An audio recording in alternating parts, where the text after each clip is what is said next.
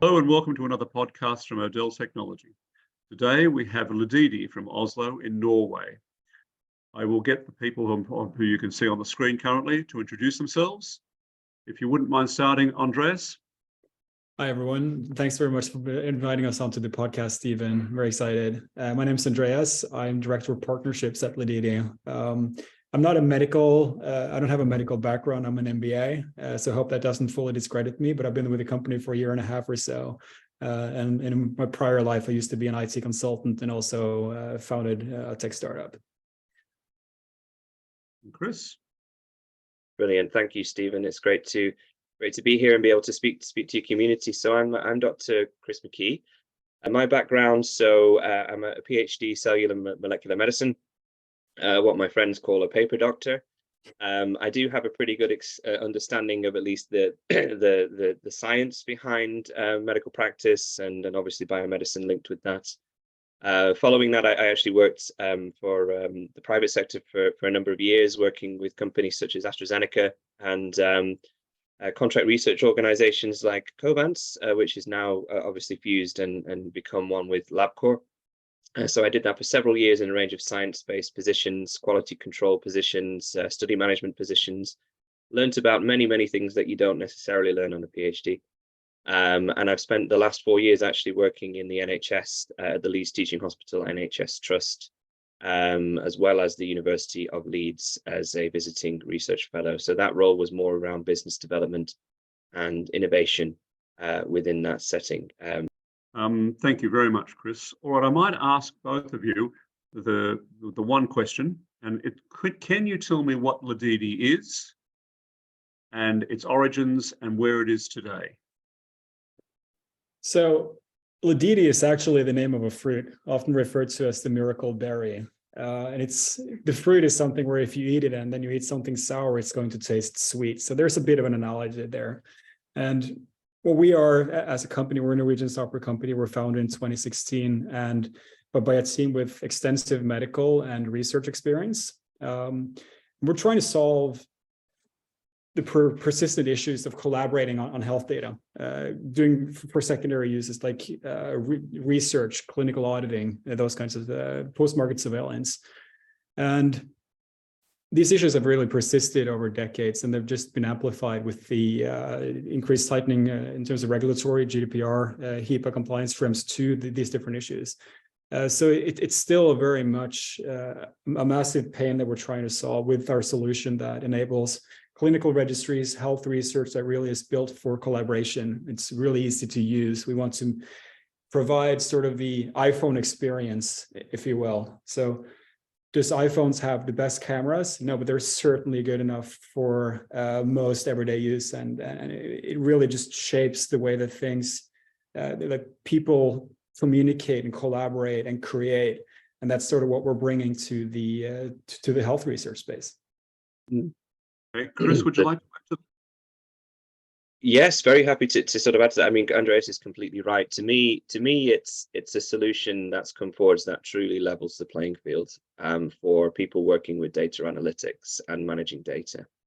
So realistically, people are working with a range of solutions. I'm sure we'll go into more detail in this in the podcast, which are not what I would call suitable really for 21st century practice. We're going forwards with digitally driven solutions, digital-based healthcare systems, digital-based lab books. That's the future of where we're going, and we're going to leave people behind if we're not careful. So Ledidi really comes forwards and provides that true end-to-end SaaS solution for doing everything Andreas just said, to level the playing field for people in a truly safe and secure manner, complying to confidential computing, and allowing you to do that with collaboration built in mind. So it's a vital piece of kit, and I can be honest that if I had this in my PhD, I would have saved months and months of time of trying to do my analytical work and all of the training I required to do that. So yeah, I think for me it's a really important piece of kit. In this world of medical device regulations in the European Union and GDPR requirements, how does Ledidi help a biotech, medtech, pharma company with these new requirements? Yeah, so when you look at MDR, and especially articles 82 and 83, which speaks to these post-market surveillance systems, which are really about requiring medical device manufacturers and pharma companies to systematically and continually monitor and assess the quality, performance and the safety of their devices in the real world. It requires people to collect real world data. So that means involving clinicians, for instance, to get as close to the patient as possible, bringing that data all the way back to the manufacturer so they can assess how it's performing in the real world. You can also monitor how it performs both against the target population, but also how it differs across different subpopulations, such as ages or sexes or geographies and so on. But it's really also about taking that information and relaying it to the relevant stakeholders, like notified bodies, regulatory authorities, and so on, in cases there are adverse effects and these things. So what we do is we have a registry solution which also does real-time analytical statistical analysis and data visualization.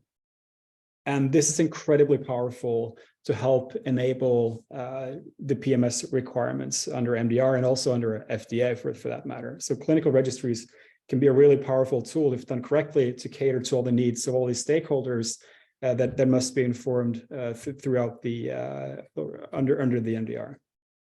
Okay, Chris, would you like to add anything? Yeah, ever so slightly. Andreas has covered it very well.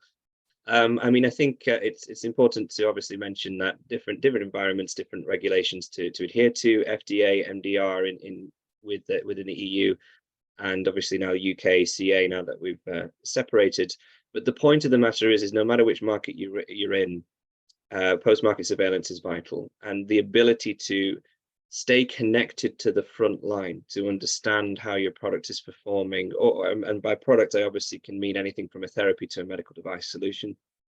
You need to understand how it's functioning, how it's performing, whether it matches the data that you had prior to going onto the market, and also it's an iterative process. Do you need to tweak it, adapt it? Do you need to provide support to services? So to me, the ability to have, for example, effective registries linked to the provider is really important, and that is quite a tough problem to solve if you don't have the right tools. And this is where Ledidi comes in, I think, very, very handy as a result. So it does allow that connection to be maintained, whilst people also retaining the autonomy and control and security, really, of their data. Healthcare providers in particular are not keen to share patient data if they don't need to, and they would like to have a bit of control over that. So I think as a whole, you do need to have the right solutions to enable effective post-market surveillance, and I strongly believe that's what we're here to do. Okay, so I guess the obvious question coming out of those statements is, how do you enable someone to capture real world data or gain insights into real world data? Certainly, I can maybe start this one. So the truth of the matter is it's about being connected to the relevant institutions. So real world data, it can come from in many shapes and sizes and many different forms. It can come from many different institutions. But when we're talking about healthcare, really it's coming from the front lines. It's coming from the patients themselves. Patient reported outcome measures are actually very, very important. It's coming from the clinicians. It's coming from who I also obviously include nurses and everyone on the front line when I say clinicians there. It's really, really important to be connected to them. Now we are entering a world, a very positive move towards having effective electronic healthcare record systems and EPRs, and we're having and some systems are better than others, and a lot of this information that we're referring to actually gets stored in there. Some people are still using paper forms, but ultimately a lot of this is uploaded into those systems. A lot of registries are being captured. They have been captured for a while, typically in Excel, for example. It's not uncommon. Even if we disagree with that, that's what a lot of people do. But the truth of the matter is there's a big gap there between the provider of healthcare and the people who want to access that data. So you need to have a system which can talk to it, or at least that is easy and simple to use. So Ledidi does offer the ability to link with those with those systems, or to import data from CSVs, for example, into Ledidi Core, which is the name of the platform we're using here. It really does help to bridge that gap. And it is quite a big gap. I'm sure quite a few of your cohort and members here are listening to this, and they've probably got all their stories to tell about accessing data is tough. It's difficult, particularly when you're talking on an international scale. There's a lot of data in the UK and the NHS that people really want to get hold of, and it's tough. But maybe the reason for that is because the solutions haven't been provided to do that in a way that people feel safe and secure, and that the patient is safe. And this goes for if you're working in the States, it goes for most other countries as well. People are naturally protective of this data, and they should be. So giving people access to it through a system like ours can, as I've said a few times now, it can be a really effective bridge to help with this whole pathway and process. Okay, that's my opinion. Would you like to make a comment? I think it's, to summarize, our solution is incredibly easy to use. We streamline the process of getting started, of inviting collaborators, making it safe and secure to collaborate, whether you're a frontline staff, you belong to the manufacturer's organization, or whether you're someone who just wants the outcomes of like looking at the stats and then the insights. And there are streamlined data capture and data entry processes that we enable, and it's immediately available in real-time interactive dashboards. So that's how our solution works. And it's built with collaboration in mind, enabling collaboration across national borders. So really enforcing that privacy-preserving multi-party computation element of this, being able to analyze without being exposed to any primary data. It's incredibly powerful, and you're going to have to see it to believe it. And then I think also you spoke to, Chris, that we do also offer API integration. So let's say there are data coming from the device itself that you want to capture into this registry. We can enable that as well and combine it with the clinical data, with the prompts from the patients, and getting a really good and holistic view of how the device is really performing in the real world. So that's how you create actionable insights through that process? Okay. Yeah. Okay. No. I mean, just to kind of make a point on that, Stephen, it's actionable insights come from the fact that you have real world evidence backing it up. Unless you can see what's happening with your patient group and patient population, it's very, very difficult to act upon it in a truly effective population-wide manner. Granted, you can be relatively effective with an individual patient because you're there, you're in front of them, and you can, and as a clinician, you can manage them. But when you're talking about an entire group that come under a particular disease type and category, it gets much, much harder. And we're moving towards the realms of personalized medicine as well. It's only going to get tougher. So yes, essentially having the relevant insights that are easy to access and visualize is vital. Absolutely. So I suppose that the big question for me is, can you discuss any real world cases that you're involved in, or any current clients that you've got with confidence? So, for instance, if we're discussing post-market surveillance, I actually saw an email this morning with one of your other podcasts guests looking to do this. So we're going to do much more in this space. But another one of your friends, a certain robotics company, is using this, where they are combining data from the robot with input from the frontline staff and using that. So we have a lot of very interesting cases coming up. We're still a young company, so we have a ways to go, but I really think we can make a dent in this market. Yeah, certainly. Anybody in the pharma space you're able to discuss?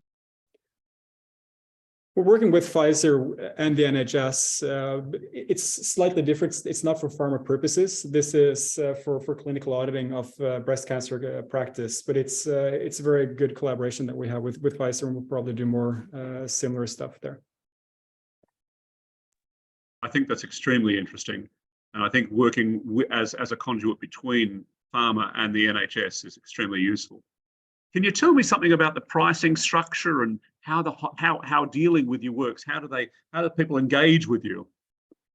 Yeah, so pricing is, we're a SaaS product, software as a service, which means we're sold to users on a monthly subscription basis. The cost right now is 70 euros a month. And with that, there's no limitation to the number of projects that you can create or be a part of. So for me, it's kind of like a Netflix subscription where you can really binge watch and get a lot of value from that subscription compared to having to go to Blockbuster.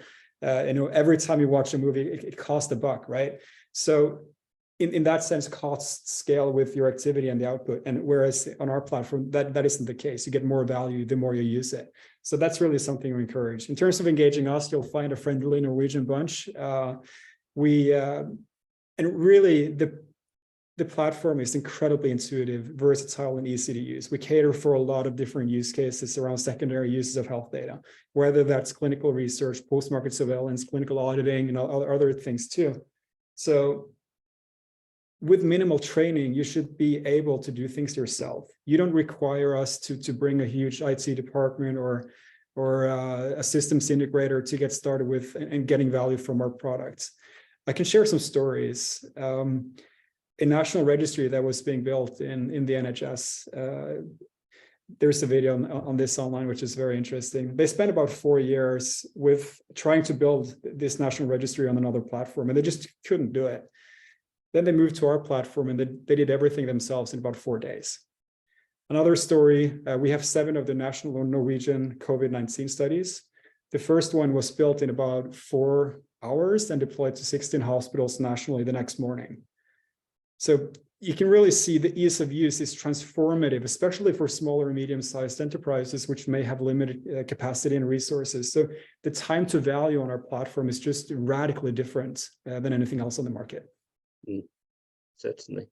I mean, if I could very quickly add to that as well, from my experience of this and seeing a range of solutions over the years and different costs and prices, and how public sector organizations tend to look very closely at this because they don't necessarily have a big budget behind them.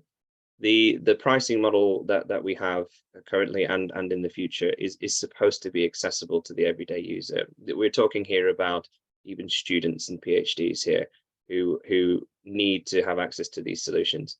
So it's built, and with that in mind, it's in terms of costing, it's not supposed to be only for the big organizations to be able to afford this. It is about the individual user being able to say, well, I need this for 3 to 6 months or so. I can afford this. People will pay for Microsoft Office packages on an individual basis, and realistically, we're cheaper than that. So that, I think that comes with a lot of advantages, certainly. I think that's a very good comment, actually, and I think that, Chris, with your background in the National Health Service and your academic background, I think they're very pertinent comments. I would like to see the National Health Service personally adopt a lot of the registry, because I happen to think the registry is one of the best I've ever seen. I've seen a number of registries used internally in the National Health Service, and I've seen it used in France, and I happen to think this is the best I've ever seen. Hence, we're having this airtime today. Is there anything else that you'd like to add to this conversation about the system and about the future of the system? Certainly. I mean, for me, it's the advantage of the system here is it aligns to my own personal thoughts on something I call sort of the holy triangle of effective collaboration and innovation. So what I mean by that is, you've typically got in a relationship when you're working between either pharma, clinicians and academics, you've got that triangle going on. You've got each of them as part of a pathway of getting where you need to go, whether that's on testing a therapy earlier on in the pipeline, whether it's getting academic support to define a need within your company, particularly as SMEs do require that support, or whether you do need that post-market surveillance and the ability to link and have effective registries that you can have access to.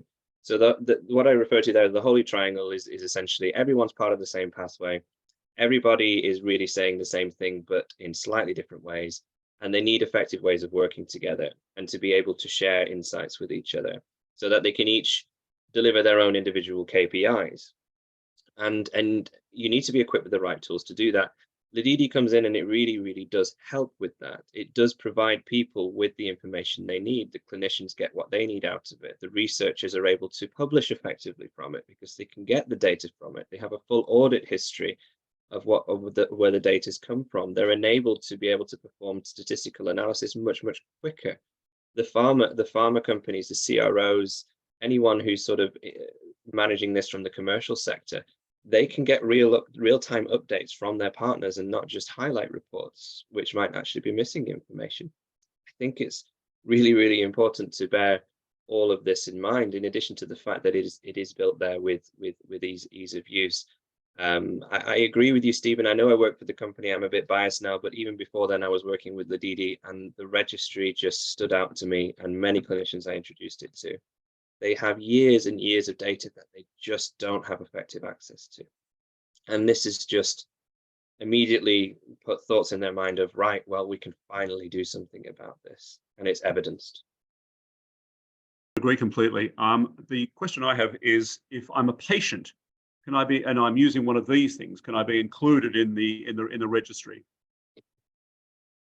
Yeah, we do have survey functionality as well. So yes, that's possible. Yeah, it's a very interesting point, Stephen. They are being able to send the forms directly out to the patient is certainly part of the pathway. I'm really, really interested in patient-public involvement and engagement. It was a huge part of my last job. It's something that I'm routinely putting on the table with all of the clinical teams I'm talking to at the moment who we're planning to partner with. The question is do the patients actually want to see their data in this manner? It's actually an interesting question. They might genuinely not want to see it, or they might do. I know for myself as a patient, I would love to see it. I don't like someone saying, here is your answer. And I'm like, well, how did you get to that conclusion? So I think some people certainly will. So it's in the pipeline, and I'm sure we will have some really interesting publications in terms of PPIE in the near future that can align to that question. I think patient-reported outcomes are extraordinarily important, and if done well in a framework like yourselves, a framework that you've created, then I think that we've got a very rosy future. Okay, gentlemen, I've really enjoyed this. And tell me, if somebody wants to make contact with you, how is the best way to do this? So you can go to our homepage, ledidi.com. There's a button at the very top saying request a demo. Click that, fill out the details, and either me or Chris will be in touch. Otherwise, you can just reach out to us with emails. I'm sure you'll display in just a minute. And really a call to action, guys. You have to see Ledidi Corp to believe it. It's amazing. Yeah. And we have, in my opinion, we have a pretty open front door. If people see value in what we do and they want to work with us, we will work with you. We go where the energy is, and we're growing, we're expanding as a company, hence the international expansions. And we're here, we're ready to do this. We're ready to show you and prove to you what the solution is capable of and how it can really help you in your everyday working practices, whether you're a huge multi-center CRO and pharma company, a startup and SME, or an academic institution or public sector service. So we're here, and we're very keen to engage with you all. That's perfect. That's really good. Okay. Wish you all the very best. Thanks Thank you, a lot, Stephen. Stephen. Great to see you. See you guys. Take care. Bye-bye.